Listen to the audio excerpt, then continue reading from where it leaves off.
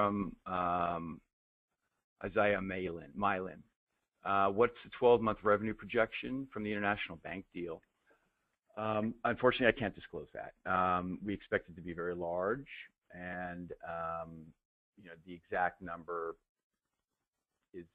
is confidential at this point. The bank isn't allowing us to release any specific information on this deal until it's launched, and so that's why I can't give any specifics. But it will launch in June, so all will be revealed this month on that deal. Revenue projections for Q2 and Q3. Q2 is going to be similar to Q1. It might be a little bit different. Q3 should be substantially better. We don't issue revenue forecasts. We're a development stage company, not a growth stage company, and so we're still in the development stage of developing our products, our primary revenue generating products. So right now, our main concern is paying our bills every month and staying in business and continuing to move forward with the development of our products and getting them launched in the market. So we're not focused on revenue right now. We're focused on delivering our products, building and delivering the best payment system in the world, quite frankly. The marketing plan for the apps. What is the marketing plan for the apps and the online platform? The marketing strategy. The plan itself is very specific and detailed and split into 5 segments, if you will, targeting micro business, small business, corporate, billers, and government. We have a unique strategy for each one of those market segments. The first one that we're really tackling is what I call the micro business. And that's the gardener, the guy that paints your house, your accountant. They don't traditionally transact enough to qualify for a traditional merchant account, and they're using products like Square and PayPal right now. We have a product that's better because it's easier to adopt and it's much less expensive. They simply will download it onto a mobile device, and they can transact right off that mobile device without any special hardware, and they don't have to pay interchange. So we think the adoption rate amongst the micro business will be good. Will be very strong. Beyond that, the small business strategy is to use resellers, companies that are in the business of selling payment services to small businesses now. Those are typically ISOs, independent sales organizations that represent acquiring banks, card acquiring banks, banks that offer merchant accounts to small businesses. So that relationship with that bank and that ISO is one that's already in place. So we want to leverage that and those relationships. So, for example, we would do an integration with the bank, their bank, and one integration would enable settlement to all accounts, merchant accounts at that bank. So if the ISO, for example, has 300,000 merchants at Wells Fargo, they could sell and service the system to their merchant base, and we would do one integration with their bank.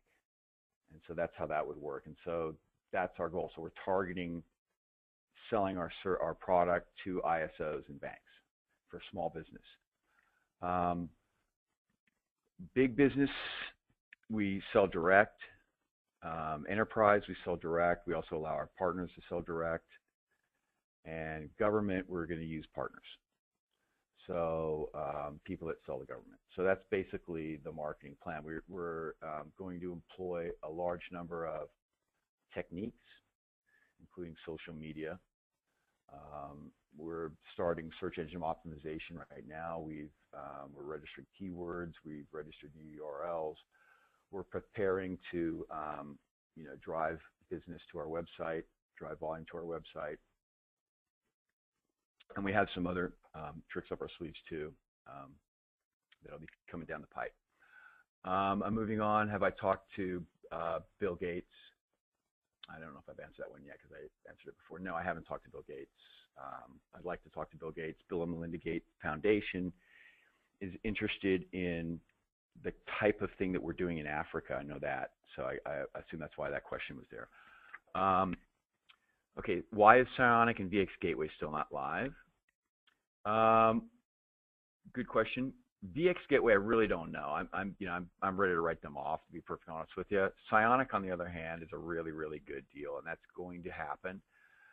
My understanding is that we're going to be going live on their platform in July. And it was scheduled for June, and they pushed it back July. And on the gas pumps in August. And so I believe they have about 50,000 gas pumps. So that should be really good business. And then the regular business, works better. There's bigger rewards if they use our product. So, I think that's going to be a really good relationship. Okay, so I'm moving on to another question. Believe it or not, that was just one question. Okay, it says, when will the Pinnacle Fuel Station option of the Psionic Ion Rewards program be available? On June 15th or later? Later. I'm thinking probably August 15th. Next. Could you please confirm that Barclays Bank is the international bank that we're talking about in South Africa? Okay, well, first of all, I'd never mentioned South Africa. And I'll say right now that that's not the first country that we're going to. And Barclays Bank is not the bank that we partner with. And I can't say who the bank is because, again, they've asked us to keep it confidential until it's announced by them in a formal launch. Next one. And those were from William Ference. Hope I pronounced that right. Okay. This is questions from Grant Klein. Is there a definite date that you can share for any one of your clients going live? The answer is yes, but not today. I will have dates next week, and I'll have a firm date for our apps to upload to Apple, iTunes, and Google Play. I'll have that the first part of the week. Also, we'll have probably next week some other dates that are a little firmer. We're really, really close. That's why I'm able to sort of narrow it down now to a more specific date. So, any update on VX Gateway, Cardinal Commerce, Qualix? Again, VX Gateway, I don't know what's going on there. We thought that they were going to go live with this bank in Iowa. They didn't. So they keep telling us that they're going to, but we don't see anything. So as far as I'm concerned, they're not viable anymore. Cardinal Commerce, we have a relationship with Cardinal Commerce, and we've never ended that relationship. It's always been there. We just haven't exploited it. And the reason being is that really our focus has not been on selling our old product. Our focus is building our new product. Now that we have that, and as it rolls out, we'll be working closely with Cardinal Commerce and their sales team. They have about 25 salespeople, and they handle like a lot of Fortune 500 accounts. So that's a good sales resource, reseller resource for us. So we will definitely be working again with Cardinal Commerce, and we have a good relationship with them. I know the CEO of the company personally very well, so it'll be easier for us to work with them. Qualix, again, they were bankless in the U.S. for our product, and we have a relationship for them now. So it's just a matter of them completing that process of getting live with the bank that we have here. So I don't have a date on that yet, unfortunately. MJ Pay, with status on MJ Pay. Okay, MJ Pay. Okay, so we are still in the business, and we are going to be uploading apps for that industry shortly, very shortly after we upload our e-apps. So that will happen.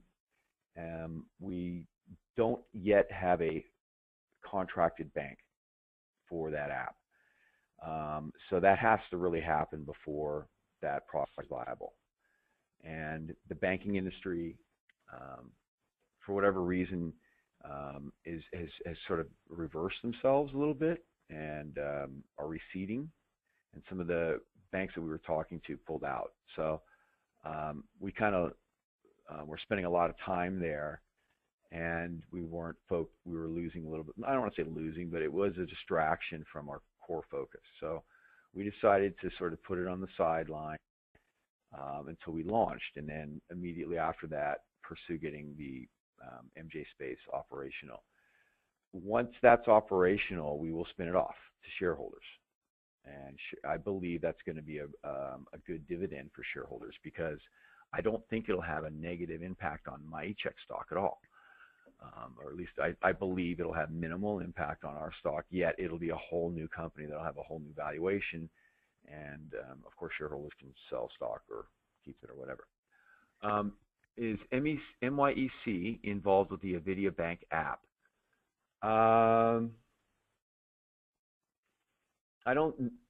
honestly don't know, to be perfectly honest with you. I don't know what's, I don't read Avidya Banks.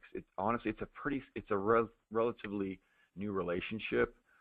I don't read I haven't read the website recently. I don't know what, I would assume probably. I know they're going to resell our product, and I know they have customers already for us.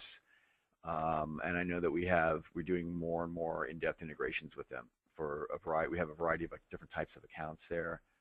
So we're doing a lot with them, and the relationship is new. It's evolving.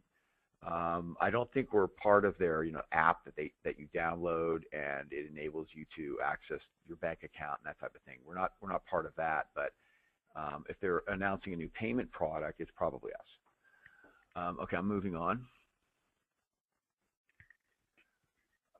Question. I'm not really sure who this is from.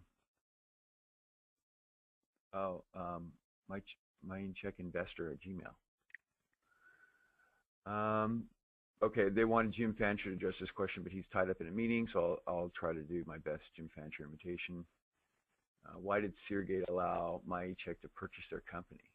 Can Jim take us through the thought process? Reason, if the Africa deal is as big as advertised, why get involved with MyECheck? Well, they didn't have the Africa deal when we bought them or when they committed. And they were basically dead in the water.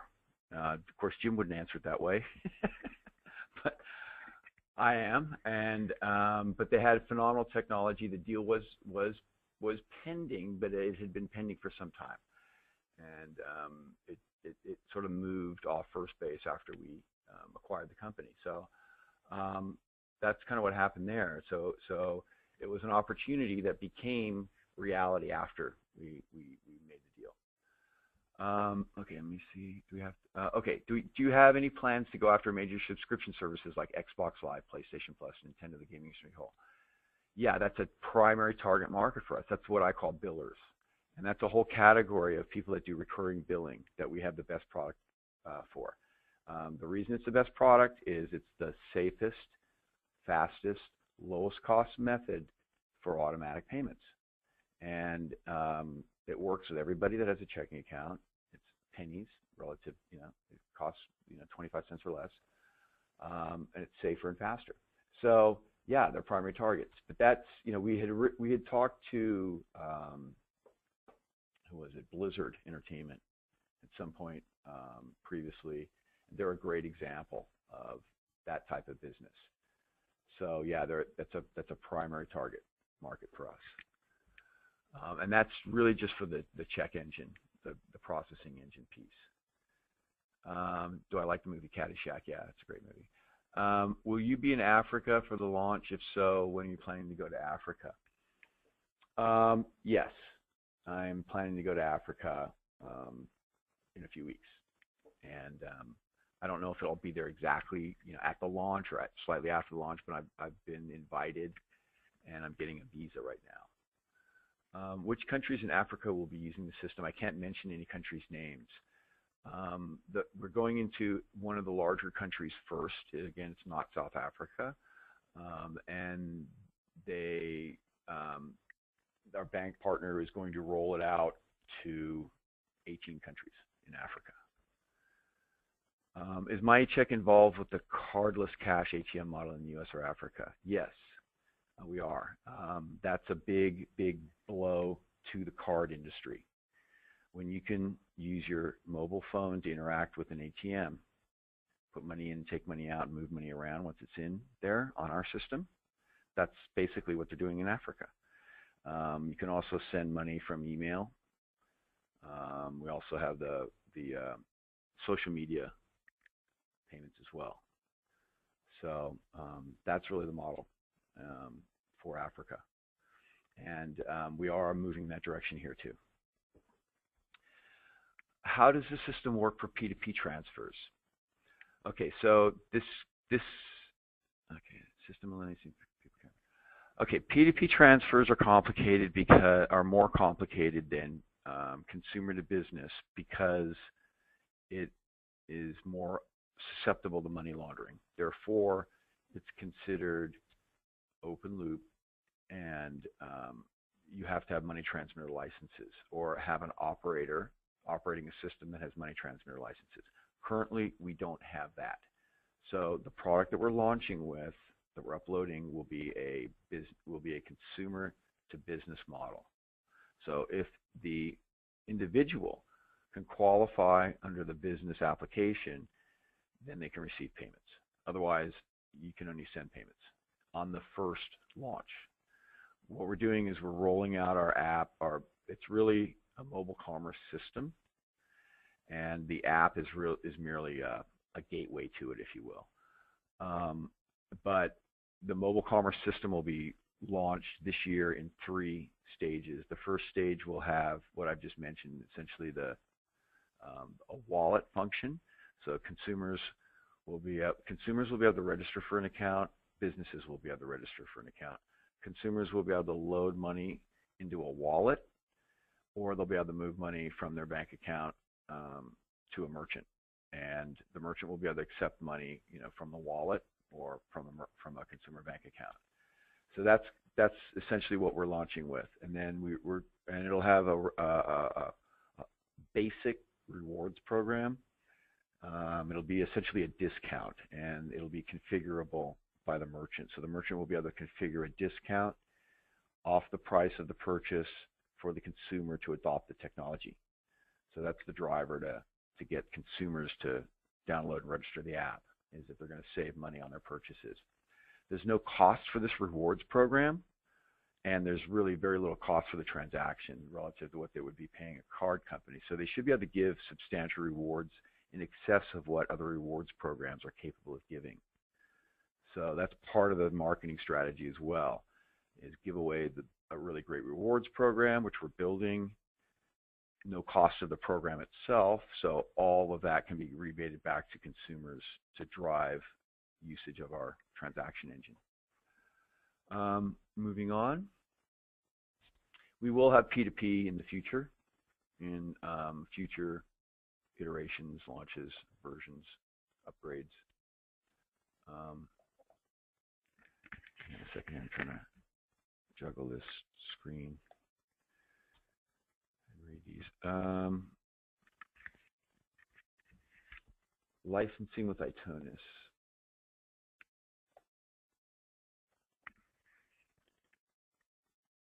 It was mentioned last spring. It was for the SoCal area regarding gambling, MJ, and point-of-sale systems for that. Was that fee paid for last spring, and does it mean that Itonis is the only vendor in that region to offer your product through the app? Yeah. We sold a license to Itonis. We're delivering the product to them in about 30 days.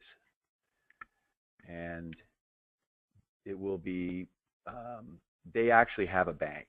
So we're working with their bank right now. But again, the MJ product doesn't work unless it's connected to a bank, and so it has to be an MJ-friendly bank, and it also has to be friendly to what we do.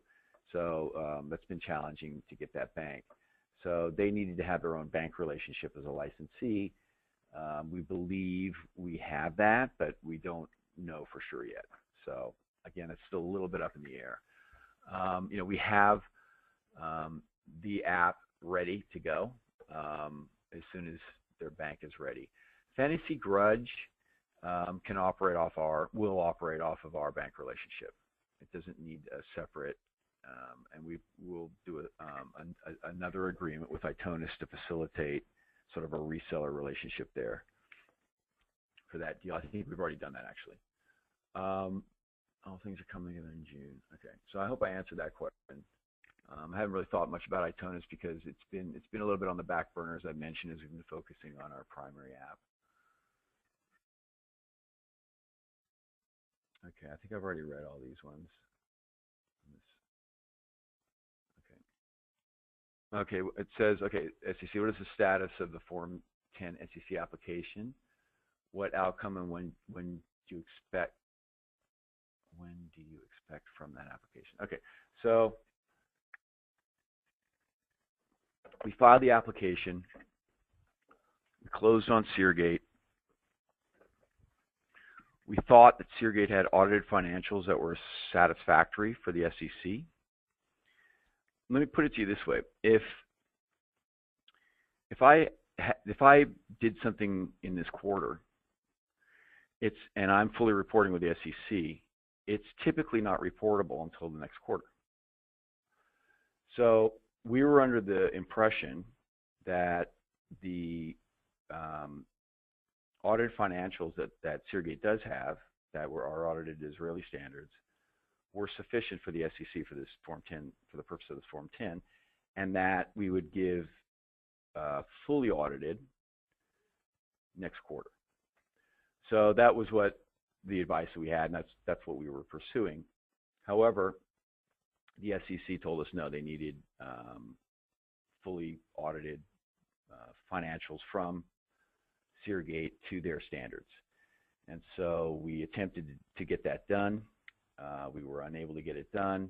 Basically, the SEC, we're in constant communication with the SEC during this process. So, we talk to them almost daily, pick up the phone and talk to, our contact there. And he's basically told us, well, we really, even if you submitted them now, we really don't have time to review them before June 6th or whatever, the cutoff 7th. So he strongly suggested we withdraw it. So, otherwise it'd be rejected. So that's what we did. So we're getting the audit completed to U.S. SEC standards. We're going to refile the application. We expect it will sail through. I can't guarantee that because obviously we've got a bad track record there. But we've got a lot of experience now, so we should know what we're doing by now. And I think we do. The comments that we've heard back from the SEC was that really everything else is in order, and they really don't have any further questions. So we've gone through a series of rounds with them. Each time we filed, they've come back to us with questions. So I suspect that'll happen again. They'll come back once we refile with some questions. It'll probably be very limited, and then we'll respond within days. And then, I'm hoping that they'll expedite it, and that'll happen. But here's the thing: is that it's going to happen, whether it happens in 30 days or 60 days or 90 days. It's going to happen, and there's really nothing more than we can do. I mean, we're doing our best to try to get it done as quickly as we can. It's honestly, it's a big issue for us. It's a big deal, but it's not the biggest deal in front of us. And we've got some much more important things that we're dealing with. And it's very important. I'm not trying to diminish the importance of being fully reporting and uplisting, but it's less important from a timing perspective, because I believe it's going to happen, than some of these other more pressing issues that we have right now, which is rolling out our mobile commerce solutions. So that's what's going on with the Form 10. We also made some changes. I made some comments on Facebook about that. We're not going to work with Bruce Smith anymore. And we changed our SEC counsel. So we have upgraded, if you will, our SEC counsel to a person that has far more experience with larger companies, companies that are listed on more senior exchanges. Legal, please explain the status of the fraudulent shares. Is it possible that one can buy those shares? No, none of the shares are available. Any share that was issued fraudulently has either already been sold into the market and you guys already own them, or they're being held by the U.S. federal government in Belize. So the ones that are being held, we've got a lawsuit pending against that. I believe that there was an issue regarding service, that we had to prove service of the lawsuit on the defendant. We were having trouble serving him, and I don't, there's various laws are in South America or Central America, so there was some complication there, and I believe it's resolved now. And I believe now the next court thing was that we should get a default judgment against the defendant. So that would say that those shares are ours. So even though they're being held, they're going to be in our name essentially instead of the fraudster's name. So I think that's going to happen really soon.